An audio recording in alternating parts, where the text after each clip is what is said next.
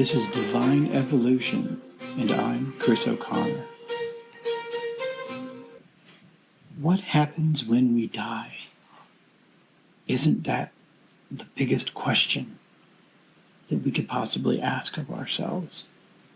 And certainly we think about it at times when we lose a loved one, or perhaps even just consider it for ourselves. I've fortunately been given some really wonderful insight, and I'd like to share that with you right now. You and I are beings of light, and that light is conscious. That consciousness that we have, our spirit, our soul, is freed and let loose of the tie, of the cord that binds us to this physical body. And essentially, depending upon the individual, some of us will automatically be placed into a place in the astral, ethereal realm, heaven realms, taken by our loved ones. And the reason that we have our loved ones come for us is for protection, because there are negative forces that would like to take advantage and then conquer and control other forms of life. And a soul newly freed from its body is in jeopardy of possibly being taken by a negative force, or remaining lost and not seeing the pathway of light. And so it begins to wander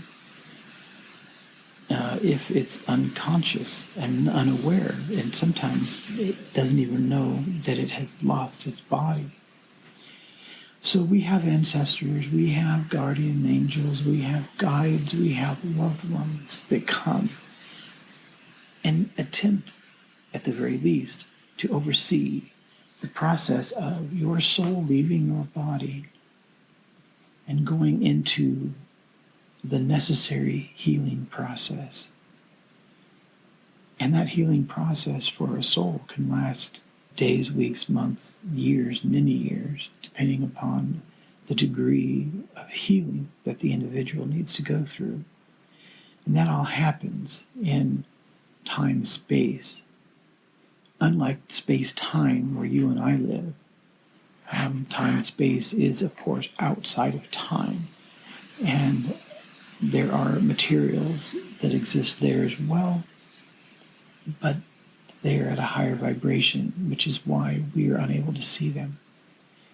And materials being beings and being physical objects that are used in that realm, such as a healing chamber, a chamber that the newly freed soul goes into to begin the healing process.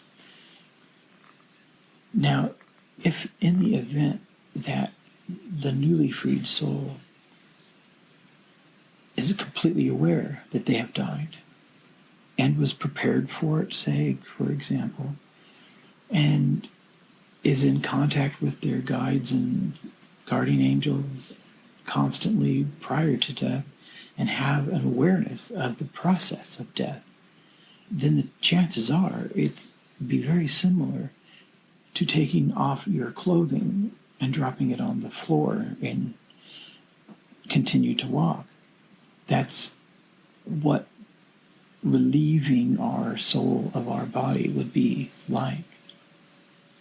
And then you could go on, if necessary, to healing. But generally, if you're aware that you've died and you're not holding on to anything or person here in space-time or on Earth, and you're free to go, you don't have any attachments, then you would continue on. If you have attachments, then often your soul would remain behind, whether you're aware that you're dead or not, would remain behind and attempt to resolve those issues that you have. Whether you needed to say goodbye to someone, or you did something or someone wrong, you want to make it right, Oh, you want to send a message to someone, or you're attached to a person, you can't let them go, so you can't move on, or you're attached to an object, say your home or your property, and you can't let it go. You can't allow someone else to take that property over. Your spirit would remain behind, and bada boom, bada bing, you got a ghost. After we die, depending upon your level of awareness, you would either automatically, without your full conscious awareness, going into healing, or if healing wasn't necessary, which is fairly rare, you would go on, and the next step would be to review your entire life. Literally like sitting and watching a movie. You would go from experience to experience and reevaluate every circumstance that happened within your life, primarily the ones wherein you are responsible for some action, deed, or word, or harm, or hurt, or anything along that line. And the purpose for that is not for judgment, because remember, there is no judgment. What the purpose for going over your entire life is so that you can forgive yourself.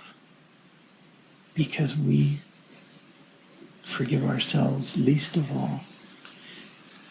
And it is necessary to go through your entire life after you've died so that you can resolve and heal.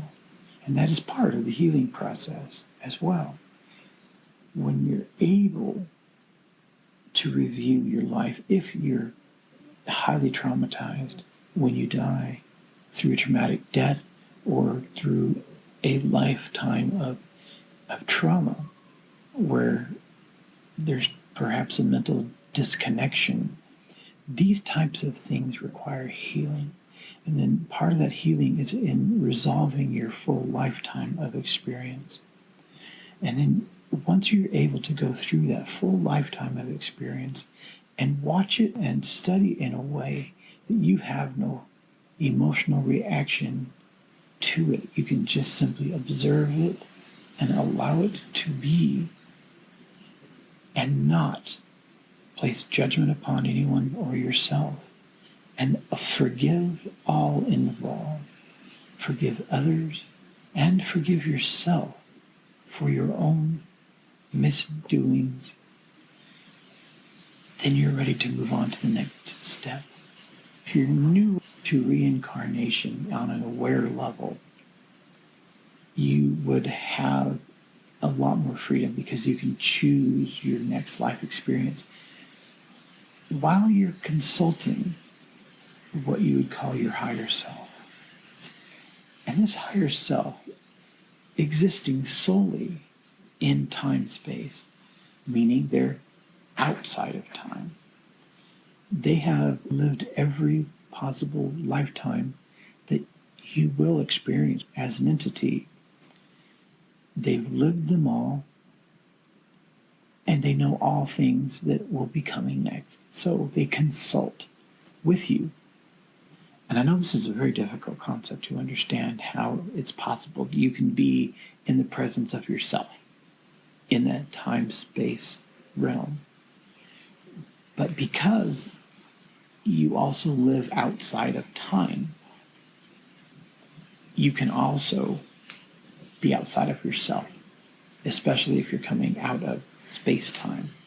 Once you understand the lessons that you need to learn after reviewing your whole life, you see your weaknesses, you see your strong points, and then you begin to see and understand what it is that you want and need to learn in a new lifetime, in a reincarnated life.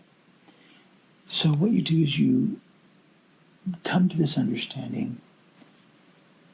You consult with your higher self, your supporters, your loved ones and guardians and guides.